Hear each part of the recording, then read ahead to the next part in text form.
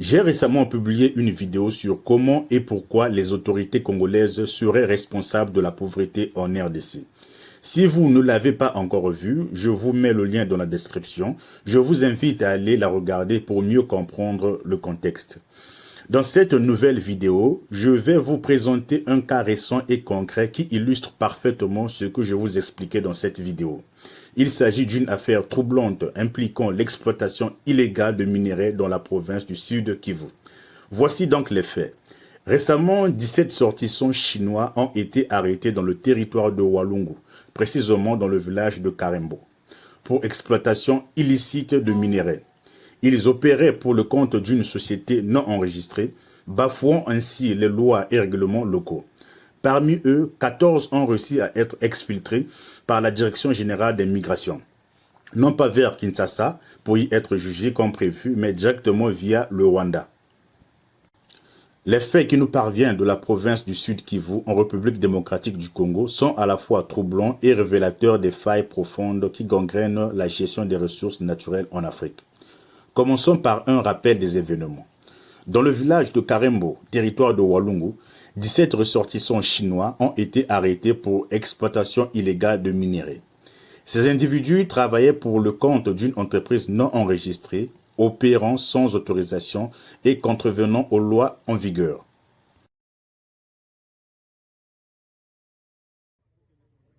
Arrivés tard dans la nuit du 19 décembre 2024, les 17 sujets chinois sans papier arrêtés pour exploitation illégale des minerais ont été présentés au gouverneur de province, le professeur Jean-Jacques Pouroussi Sadiki. Cette même soirée, les autorités provinciales du Sud Kivu ont porté un coup dur à un réseau d'exploitation illégale des minerais. Et ceci lors d'une opération de contrôle menée à Walungu dans les groupements des Rubimbi. Aux côtés de ces étrangers en situation irrégulière, 6 Congolais, un Burundais, notamment des interprètes et des chauffeurs, ont été également interpellés. Cette arrestation aurait pu marquer un tournant décisif dans la lutte contre l'exploitation illégale des ressources minières, un fléau qui prive les populations locales des retombées économiques et détruit leur environnement. Pourtant, ce qui s'est passé ensuite montre à quel point les institutions chargées de protéger les intérêts du pays sont infiltrées par des réseaux de corruption. Le gouverneur de la province, Jean-Jacques Pouroussi, qui avait pris ses fonctions le 24 juin 2024, avait adopté une position ferme en interdisant les activités minières illégales et en ordonnant que ces individus soient transférés à Kinshasa pour répondre de leurs actes. Mais contre toute attente, 14 des 17 ressortissants chinois ont été exfiltrés non pas vers la capitale, mais directement vers le Rwanda par la Direction générale des migrations. Cela a été fait dans des conditions opaques, suggérant l'existence de complicités internes de haut niveau. Cet événement soulève de nombreuses questions. Comment 14 individus peuvent-ils échapper à un processus judiciaire aussi crucial ? Qui sont les responsables de cette exfiltration? Pourquoi la priorité semble-t-elle donnée à la protection des intérêts étrangers au détriment de ceux du pays?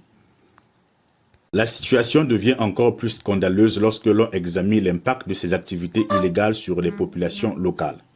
Les routes dans la région de Walungu sont dévastées par des camions transportant les minerais. Les rivières sont polluées, rendant l'eau impropre à la consommation et détruisant les écosystèmes locaux.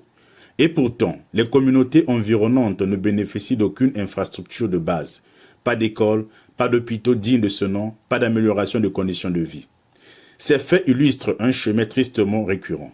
Des groupes étrangers, souvent avec la complicité de certains locaux, pillent les ressources naturelles de l'Afrique, laissant derrière eux misère et désolation. La RDC, malgré son immense richesse en minerais stratégiques comme le coltan, le cobalt ou l'or, reste l'un des pays les plus pauvres du monde. Cette contradiction flagrante s'explique par une gouvernance défaillante, gangrénée par la corruption. Le rôle de la Direction générale des migrations dans cette affaire est particulièrement inquiétant. Chargée de contrôler les entrées et sorties sur le territoire, cette institution semble avoir agi ici en totale violation de son mandat. Il est légitime de se demander quelles pressions ou incitations ont pu pousser ces agents à exfiltrer ces individus. Était-ce une question d'argent, une intervention d'intérêt politique ou économique plus large? Il est également important de noter que ce type d'affaires affaiblit davantage la confiance des populations locales dans leurs institutions. Comment les Congolais peuvent-ils croire en la justice de leur pays lorsque de tels événements se produisent?